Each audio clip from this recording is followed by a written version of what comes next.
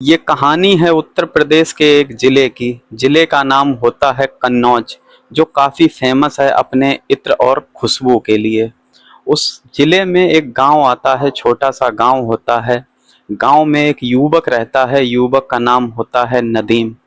नदीम के घर पर एक बुजुर्ग पिता होते थे, जो अब किसी काम के नहीं थे। उन पर काफ़ी बुढ़ापा आ गया था। नदीम की एक माँ थी, जो अक्सर बीमार रहती थी। अब नदीम के घर वालों को ये लगा कि हमारा बेटा 28 वर्ष का हो गया है, तो क्यों ना नदीम की शादी कर ली जाए, जिससे एक अच्छी बहू आए, वो घर को संभाल सके। अब नदीम के लिए रिश्ता देखना शुरू हुआ, तो 3 महीने पहले नदीम के घर पर एक रिश्ता आता है कि लड़की बहुत अच्छी है, लड़की सीधी है और शर्मीले स्वभाव की है। नदीम जब लड़की को देखने गया, तो नदीम पहली ही नज़र में लड़की को देखने के बाद दीवाना हो गया कि अब शादी मेरी इसी के साथ हो जाए। लड़की हल्के गुलाबी कलर के सूट पहने बैठी थी। लड़की का नाम शबाना था। अब जब लड़की नदीम को पसंद आ गई, तो नदीम के घर वालों को भी पसंद आ गई। अब पूरी रस्मों और रिवाजों के साथ नसीम नदीम का रिश्ता पक्का हो जाता है और बड़े ही मोहब्बत से डीजे और ताशों के साथ नदीम की बारात निकलती है। जब विदाई होकर दुल्हन घर आ जाती है, तो घर में ढेर सारी खुशियाँ एक साथ आ जाती हैं।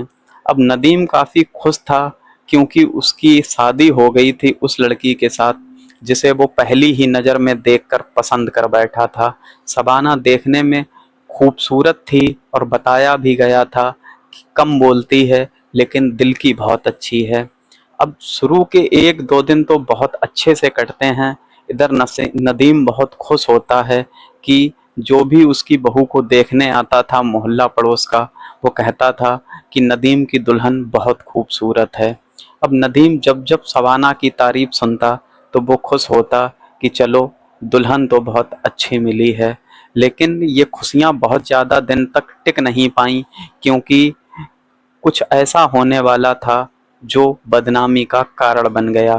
अब हुआ ये कि एक चीज़ जो नदीम को खाए जा रही थी, वो ये थी कि जब भी वो शबाना को देखता, तो उसके हाथ में सिर्फ फ़ोन होता। कभी वो दिन को बात करती, तो कभी रात को बात करती, कभी छत पे जाकर बात करती, तो कभी किचन में अकेले में बात करती। अब एक दिन रात को नदीम शबाना से पूछ बैठता है कि आखिर इतनी बातें किससे करते हो? तो शबाना थोड़ी गुस्सा हो गई और कहने लगी, क्या तुम्हें मेरे ऊपर इतना भी भरोसा नहीं है? मैं अक्सर अपने घर पर बात करती हूँ, मेरे चाचा की बेटियाँ हैं, मैं अपनी मम्मी से बात करती हूँ, अपनी भाभी से बात करती हूँ। मुझे यहाँ जब कभी अच्छा नहीं लगता है, तो मैं अपने घर पर बात कर लेती हूँ। अब जैसे ही ये बात नदीम सुनता है, तो उसे भी थोड़ा अच्छा नहीं लगता है। वो ये सोचता है कि मैंने फालतू में अपनी दुल्हन का दिल दुखा दिया है, वो जाने क्या सोच रही होगी मेरे बारे में। अब नदीम कुछ देर तो लेटा रहता है, उसके बाद अपनी दुल्हन शबाना से कहता है कि मैंने तुम्हारा जाने अनजाने में दिल दुखा दिया है, अगर हो सके तो मुझे माफ़ कर देना। अब शबाना भी बोली कि चलो कोई बात नहीं, मैं नाराज़ नहीं हूँ, ऐसा तो चलता रहता है। अब 1-2 दिन फिर कट गए, लेकिन शबाना की आदत नहीं छूटी, वो अक्सर फ़ोन पर ही बातें करती रहती थी।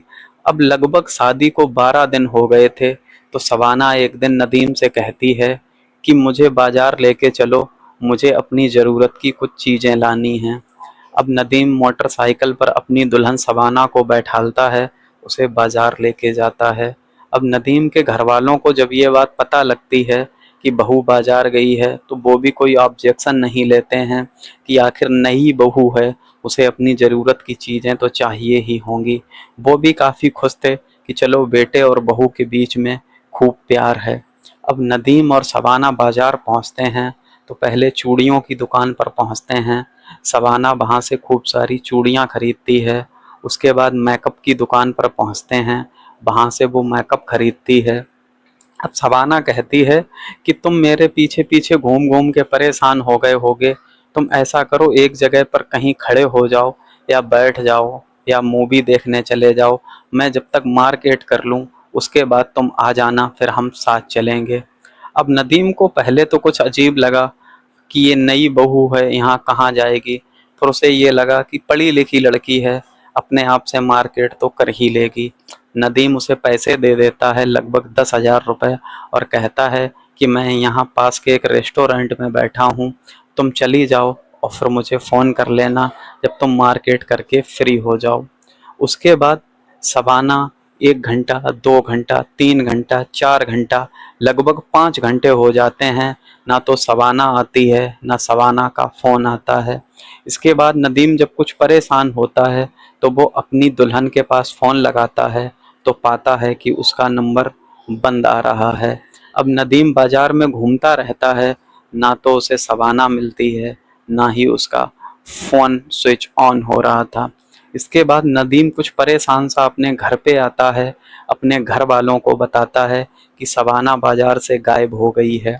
इसके बाद नदीम और नदीम के घर वाले शबाना के घर पे फ़ोन करते हैं, शबाना के घर वालों को सारी बात बताते हैं कि शबाना को मेरा बेटा नदीम बाज़ार लेके गया था, जहाँ से शबाना गायब हो गई है और शबाना का नंबर भी नहीं लग रहा है। इसके बाद नदीम के घर वाले अगले दिन पुलिस स्टेशन पहुंचते हैं, वहां जाके कंप्लेंट दर्ज कराते हैं। अब पुलिस जब इस केस में इन्वॉल्व होती है, पुलिस जब जांच करती है, तो कई हैरान कर देने वाले खुलासे होते हैं। अब ये बात धीरे धीरे मोहल्ले पड़ोस में सबको पता हो गई थी कि नदीम की दुल्हन घर से गायब हो गई है। तभी एक मोहल्ले का लड़का आया और उसने कहा कि मैंने तुम्हारी बहू को बस स्टैंड पर किसी लड़के के साथ बात करते देखा था। अब पुलिस को जब ये बात पता लगी तो पुलिस ने शबाना का नंबर लिया और कॉल डिटेल निकाली गई। जब कॉल डिटेल निकाली गई तो पता लगा कि शबाना एक लड़के से काफ़ी अरसे से बातें कर रही थी और बातें बहुत लंबी होती थीं, जो अक्सर घंटों तक चलती थीं। ये बात जब शबाना के घर वालों को बताई गई तो वो भी शर्म के मारे अपना सर नीचे कर लेते हैं और ये बात मानने को मजबूर हो जाते हैं कि शबाना का शादी से पहले ही किसी और युवक के साथ प्रेम प्रसंग चल रहा था। अब शबाना के घर वाले आखिर बताते हैं कि वो शादी करने को तैयार नहीं थी, ज़बरदस्ती उसकी शादी नदीम के साथ करा दी गई थी कि ये किसी के साथ चली गई तो हमारी बहुत बदनामी होगी और शादी हो जाएगी तो पति का प्यार पाके ये सब कुछ भूल जाएगी। और असली खुलासा, असली धक्का तो नदीम और नदीम के घर वालों को जब लगा, जब उन्होंने घर की तलाशी ली तो पता लगा घर से 3 लाख रुपए और जितना भी सोना चांदी था सबका सब गायब है। ये बात जैसे ही नदीम, नदीम की माँ, नदीम के पापा को पता लगा तो नदीम के पापा दीवार पकड़ कर बैठ गए। नदीम की माँ रोने लगी और नदीम शर्म की वजह से अब लोगों से नज़रें तक नहीं मिला पा रहा था कि दुल्हन भी चली गई, पैसा भी चला गया, सोना चांदी भी चला गया और रही सही जो इज्जत बनाई थी वो भी चली गई।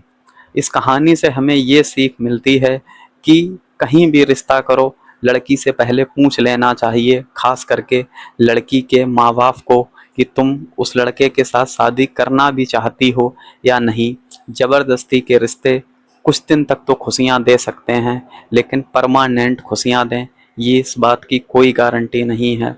अपने बच्चों की शादी अक्सर वहीं उसी जगह पर करें जहाँ वो शादी करना चाहते हैं। ज़बरदस्ती के रिश्ते कभी किसी को खुशी दे ही नहीं सकते। वो अक्सर ऐसे रास्ते पर लाकर खड़ा कर देते हैं, या तो बीच में डिवोर्स हो जाती है, अगर डिवोर्स ना हो तो लड़कियां घर से चली जाती हैं, या अक्सर दोनों लोगों के बीच मनमुटाव होते रहते हैं तो कभी मारपीट तक नौबत आती है, कोई आग लगाता है तो कोई फांसी लगाता है। आज की कहानी में इतना ही। अगर ये कहानी आपको अच्छी लगी हो तो कहानी को लाइक करें, चैनल को सब्सक्राइब करें और हो सके तो एक छोटा सा कमेंट ज़रूर करें, जो हमें हौसला देती है ऐसी ही कहानियाँ आपके बीच लाने को। आज की कहानी में इतना ही। अपना ख्याल रखें, अपनों का खूब सारा ख्याल रखें। जय हिंद।